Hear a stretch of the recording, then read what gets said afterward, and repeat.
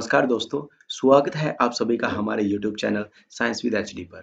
आज हम एक बहुत ही इम्पोर्टेंट टॉपिक के बारे में बात करेंगे जिसका नाम है सपोषी पोषण।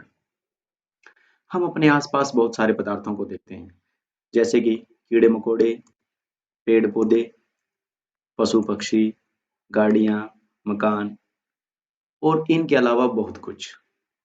तो इन सभी पदार्थों को हम मुख्यतः दो भागों में बांट लेते हैं जिनमें से एक है सजीव और दूसरा है निर्जीव।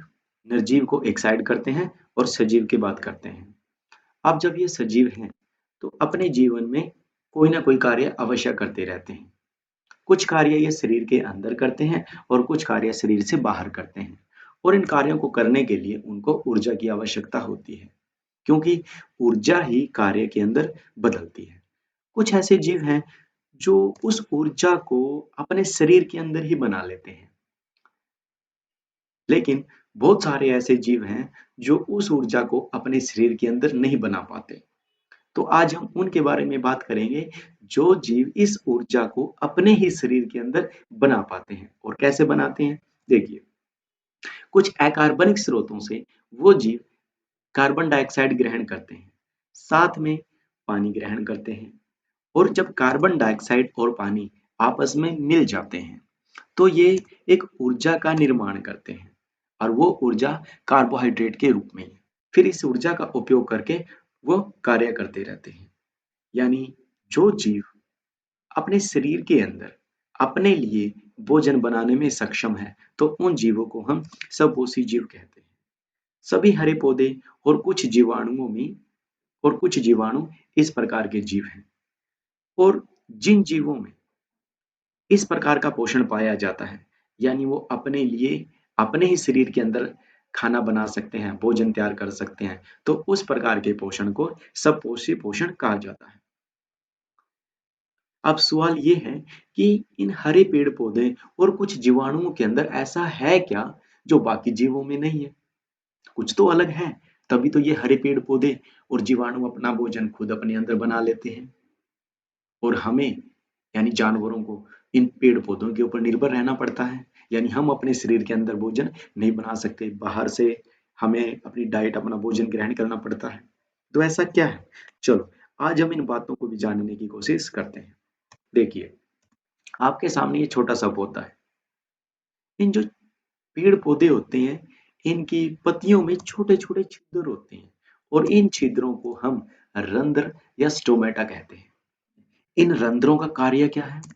जो ये रंध्र हैं, ये वाले ये रंध्र हैं, जो ये रंध्र हैं ये गैसों का आदान प्रदान करते हैं।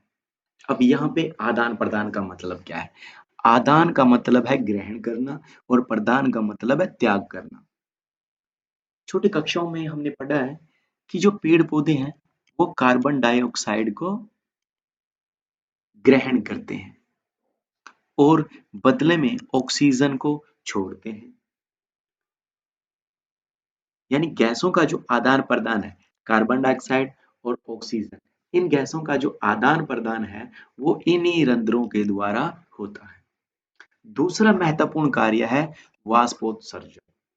अब देखिए, वाष्प प्लस उत्सर्जन यानी इन दो वर्डों से मिलके ये वाष्पोत्सर्जन बना है। वाष्प आप लोग भली भांति जानते हो कि पानी को गर्म करोगे तो वो भाप बन के वाष्प बन के उड़ जाएगा। जो उत्सर्जन है, उत्सर्जन का मतलब यहाँ पे शरीर से अपशिष्ट पदार्थों को बाहर निकलने वाली प्रक्रिया से है। हर एक सजीव के अंदर अपशिष्ट पदार्थ जरूर होते हैं। क्यों? अब अपशिष्ट पदार्थ का मतलब क्या है कि अगर कोई पदार्थ उनके लिए उपयोगी नहीं होता, उनके किसी काम नहीं आता, तो बचा हुआ पदार्थ चाहे कितना ही कीमती क्यों ना हो, अपशिष्ट कहलाता है। तो पौधे जो जड़ों के द्वारा पानी ग्रहण करते हैं, उस पानी को वो भोजन बनाने के लिए इस्तेमाल करते हैं। तो जितना पानी भोजन बनाने के लिए उन्होंने इस्तेमाल कर लिया, उसके अलावा जो इन पेड़ पौधों के अंदर पानी रह जाता है, वो इनके लिए अपशिष्ट है। फिर वो पानी पेड़ पौधे इन रंध्रों के द्वारा अपने शरीर से पेड़ पौधों से बाहर निकलता है। तो उस प्रक्रिया को वाष्पोत्सर्जन कहते हैं। यानी वाष्पोत्सर्जन के लिए कौन जिम्मेदार है? रंध्र। गैसों का आदान प्रदान कौन करवाता है? रंध्र। अब इस चित्र पर गौर कीजिए, यहाँ पे ये द्वार कोशिकाएं हैं। इन द्वार कोशिकाओं पे ये हरे रंग के कोशिकांग हैं। तो इन हरे रंग के कोशिकांग को क्लोरोप्लास्ट कहते हैं और इन क्लोरोप्लास्ट के अंदर क्लोरोफिल पाया जाता है। अब जिस सवाल का आंसर हम ढूंढना चाहते थे कि पेड़ पौधों के अंदर ऐसा क्या है जिसकी वजह से वो अपना खाना स्वयं बना लेते हैं, तो ये है वो क्लोरोफिल। पेड़ पौधों के अंदर और कुछ जीवाणुओं के अंदर क्लोरोफिल है जिसकी वजह से वो अपना भोजन स्वयं बना लेते हैं, लेकिन जानवरों के अंदर, जंतुओं के अंदर ये चीज नहीं होती। अब इस क्लोरोफिल ऐसा करता क्या है जिसकी वजह से खाना बनता है? जो क्लोरोफिल है ये सूर्य के प्रकाश की उपस्थिति में ही अपना कार्य करता है।